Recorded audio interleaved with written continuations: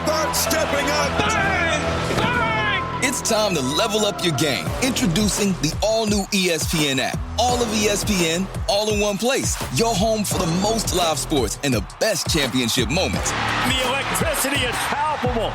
Step up your game with no annual contract required. It's the ultimate fan experience. Level up for more on the ESPN app or at stream.espn.com. Sign up now. With a major selection of the looks your kiddos love starting at just $4 in the Walmart app, a new school year means a stylish new them. Who knew? Find skater skirts and Crocs that say, I'm casual but cool.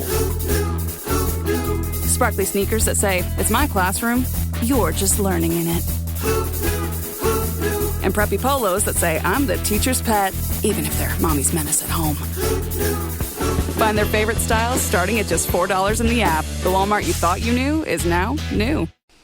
Hello everybody and welcome to 3D Printing Basics. I just wanted to let you know that if you're interested in getting every single episode a week before its release and ad-free, then please head over to my Patreon. The link will be in the show notes, and like I said, you can get every single episode ad-free and a week before its initial release date. Thank you guys so much for listening, and I hope you like this episode.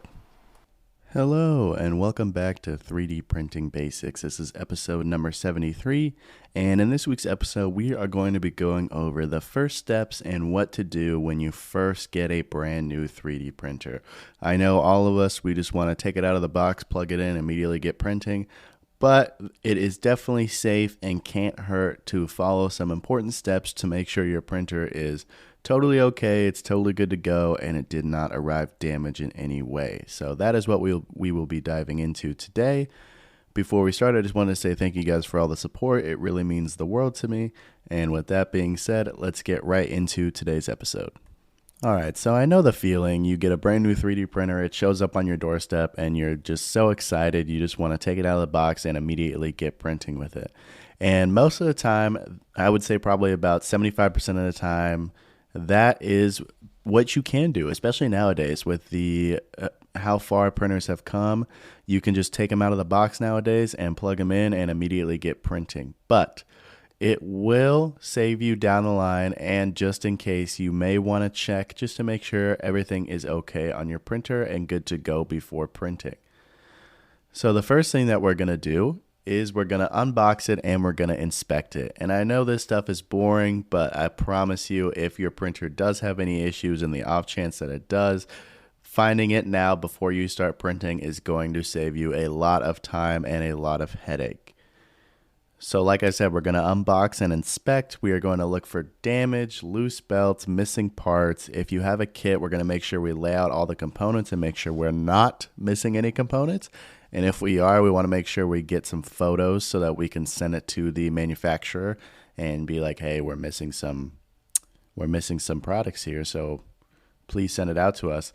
Also, make sure you check the box too for any damage. I know I've had some 3D printers delivered, especially recently, where it seems like they were just kind of thrown around during shipping, and there maybe a corner looked messed up, or maybe there was a rip or a cut in it. So make sure you're checking for all that, and make sure you're documenting it as well, because if you have, for example, an issue with the box and you don't take any pictures, so you don't have any evidence, these companies and these manufacturers, they will not care. If you don't have evidence, they will not care at all. There are some good ones out there. I'm not going to name names, but there are some good ones out there who will replace your stuff without asking, or no questions asked policy, but there are some who will fight you tooth and nail and will not send you out anything, will not replace anything if you do not have photo evidence. So make sure if you do have any issues or you see anything that might be a little bit alarming, make sure you document it, because that's really, really important.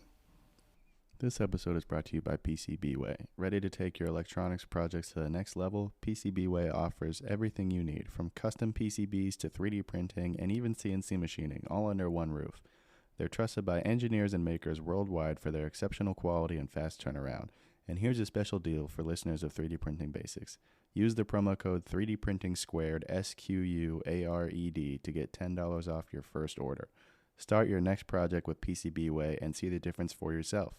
Head over to PCBWay.com today. The next step is only if you have a kit. I know kits aren't as popular as they once were. I think the only real people selling kits are definitely the Voron kits, and then of course Prusa still sells the kits. But if you are assembling a kit, then you're going to want to make sure that you follow the manual to a T. The manual is there for a reason. I know most of us, we think we can do it ourselves, but trust me, you cannot. You need the manual. You need to follow it. Make sure you tighten up bolts, check frame squareness, keep cables clear of moving parts. Just as you go, don't rush through it, and make sure you're double checking everything to make sure it's exactly how the manual says, and also making sure that there's nothing in the way, so no cables are snagging anywhere, anything like that. Just make sure you're overall checking and being careful when you are assembling. The next step is going to be the firmware and the settings. Most of the time when you get a brand new printer, when you turn it on, there is going to be a firmware update. I'm not sure why that is. It's just kind of a thing. I know most of the printers that I get, when I unbox them, they have a firmware update that needs to be downloaded when you first unbox it. So make sure you're checking for that, just to make sure that you have, the latest firmware, the latest bug fixes, anything like that. And I would say one of the most important things to do here, honestly, is to check the power supply switch. So for those of you that don't know, 3D printers, most of them are made in foreign countries, and because of that, they will come with a power supply switch, which will change the power supply from running on 110 volts, which is the American kind of standard, or 220 volts, which I would say is the European standard. And so make sure you're checking that, because if you are in the US and you don't switch it from 220 to 110, it could potentially cause some problems. I'm not going to say what problems it could cause. I don't know if it would fry your whole entire printer, or if it's just a simple case of switching it back and there's no problems at all.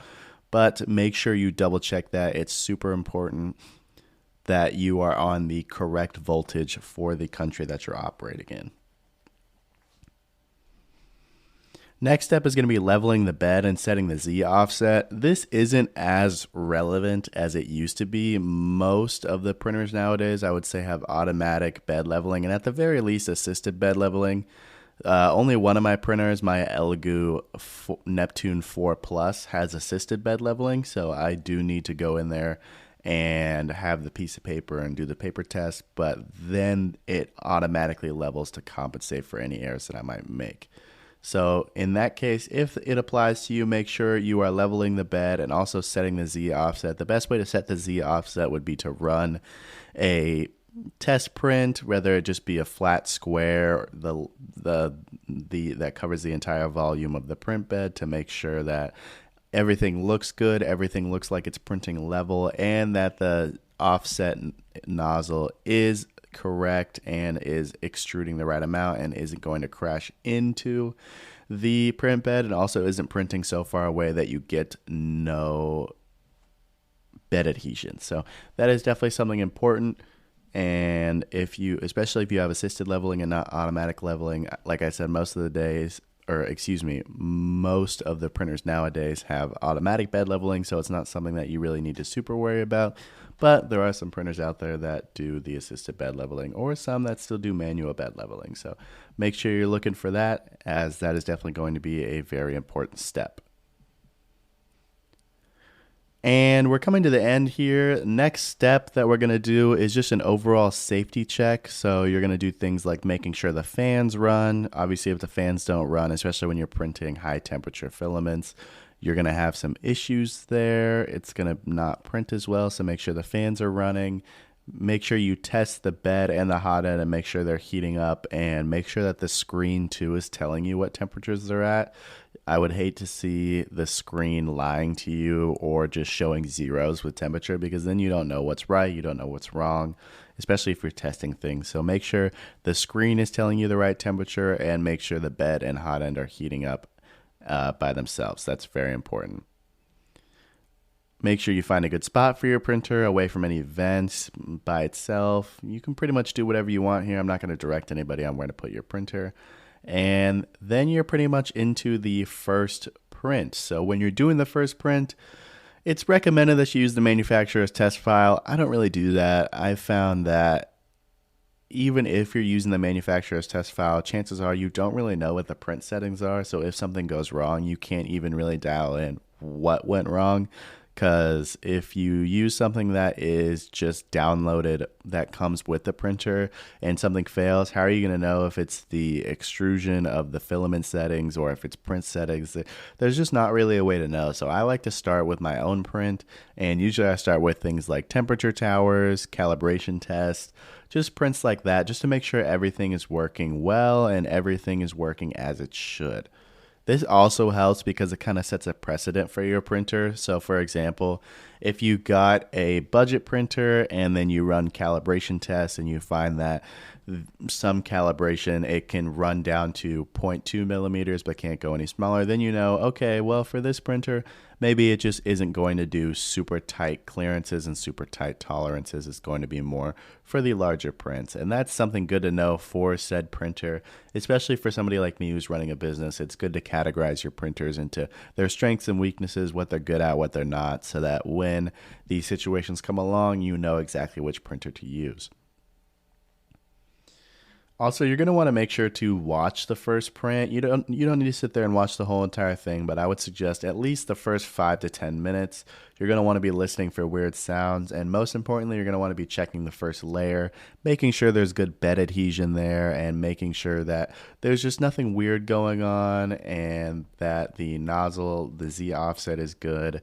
The temperature is good, calibrations are good. Like I said, listening for weird sounds. If the belts are skipping, motors are skipping steps, just anything weird like that, you're just going to want to be watching overall just to make sure that the first print on your printer is as good as advertised.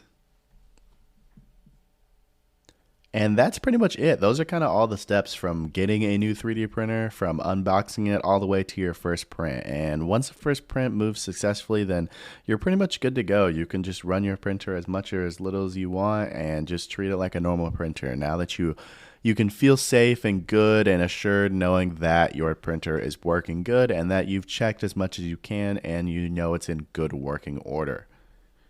So with that being said, that's all I have for you guys today. I hope you learned a little something about setting up your printers whenever you do get them. It's super important to make sure that they are running as they should, especially for warranty's sake. If you miss something and you only find out a few months down the road, your warranty may have expired and then you're kind of screwed. So make sure you do your diligence and you check your printer to make sure everything is working well right when you get it out of the box.